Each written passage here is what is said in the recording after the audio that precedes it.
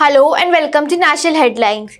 I'm Amina Ansari and I will be taking you through the top headlines from the leading newspapers of the country.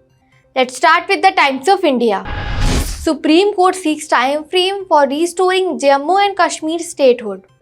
The Supreme Court on Tuesday inquired from the Union government about the tentative roadmap it had in mind for restoring of Jammu and Kashmir statehood, even as it agreed that the state's division into Union territories of J&K and Ladakh in August 2019 was necessitated by extreme situation in terms of national security.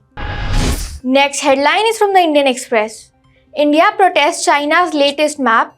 Jaishankar says absurd claims an old habit. As China releases the 2023 edition of its so-called standard map, incorporating disputed areas and including its claims over the Arunachal Pradesh and the Akashi Chin region, India lodged a strong protest through diplomatic channels and said that such steps only complicate the resolutions of the boundary question.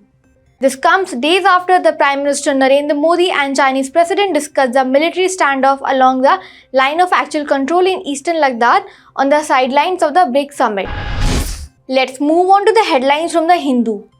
Supreme Court posts Arvind Kejriwal plea for discharge in case after a month.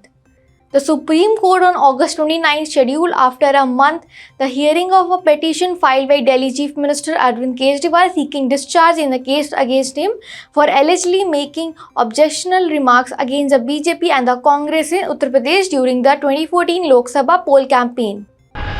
Let's move on to the headlines in the Economic Times. Private sector capital has taken off.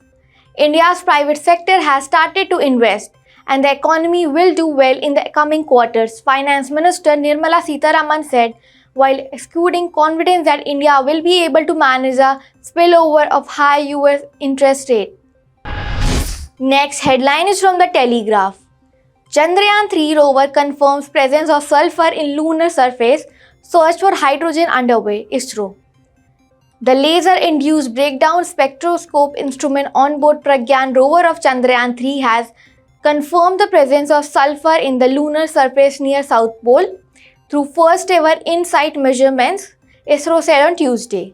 It also said the instrument also detected aluminium, calcium, iron, chromium, titanium, magnesium and silicon and oxygen as expected.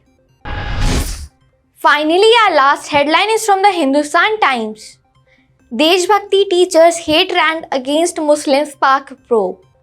The Delhi government's flagship Deshbhakti curriculum, meant to promote feelings of unity and national integration, has been hailed as a progressive step in the capital school system.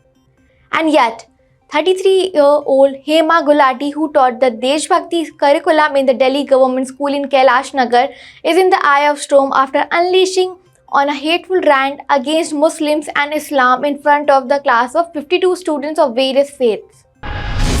That's all for the national headlines. To stay updated on the latest headlines from the leading newspapers, do join us on the national headlines from Monday to Saturday at 11 a.m.